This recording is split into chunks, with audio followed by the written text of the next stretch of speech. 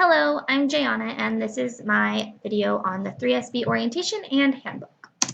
The first thing I wanted to talk about was the TE 362 class and how we learned a little bit more about that. I learned that it was for a K-3 classroom for 5 hours a week at a Title I school, and Title I means that the school gets extra federal funding for being Title I, which is typically associated with lower income and socioeconomic status and all that jazz.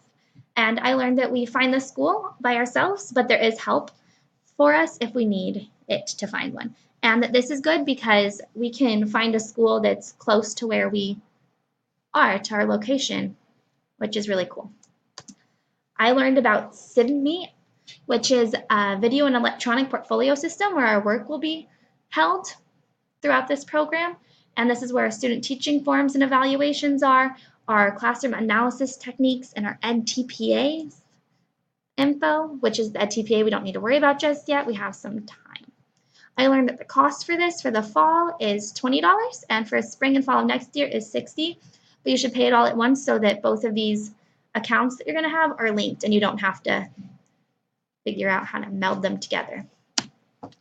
I learned tips from this orientation and that we should save everything for EdTPA. That includes backing up your computer, keeping your notes, saving your work, keep a notebook or several notebooks, attend all the extra help sessions you can, study groups, office hours, anything else that you can attend it, get the help, learn more. Communicate openly and honestly with your professors, your guide teachers, your cohort members, and people in your life. To prioritize the program is very important because it is the priority. It's why we're here, to become teachers. And that we should get our emergency 30-day substitute permits just in case something happens. You never know, for your guide teacher. Tips that I learned from the 3SB panel were to make friends with the people in your cohort. We're going to be spending the next 18 months together. We're going to be close. We're going to need to get to know each other so we can lean on each other for support. And if we don't know what the assignment is, don't understand it, we can talk to each other. Communicate, again, was a big one. Communicating with your significant others, letting them know that they are a priority, but so is this program, letting them know from the beginning. I also learned that working is possible while in the program. I was a little worried about this going in because I have a job and I need to work. And it was just nice to hear that working is possible, at least throughout the first semester. I learned that we should take it one step at a time. Don't become overwhelmed. If you look at everything at once, it's going to get overwhelming. But one step at a time makes it easier. And again, prioritizing the program. The handbook, I wanted to talk about the grades. I thought it was good to know that you need to maintain a 3.0 cumulative GPA and a C or better.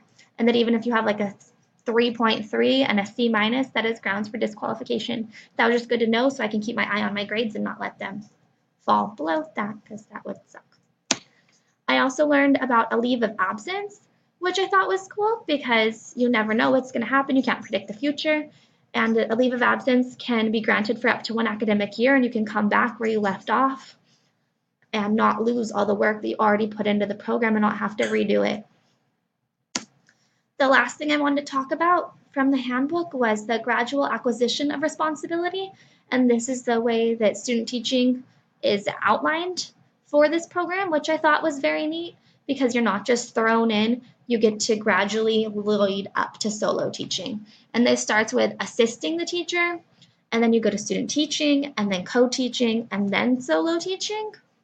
In the assisting phase, you support the guide teacher, and the guide teacher is doing the majority of the work in planning and teaching. And then in student teaching, you take on a little more responsibility, and that you take on specific lessons during the day, and then it slowly adds on. And these can be co-planned, or the teacher, candidate, us, we could plan them independently and have the guide teacher review them. In co-teaching, the teacher candidate plans and teaches all the lessons and instructional activities with the guide teacher, and teaching duties are shared 50-50.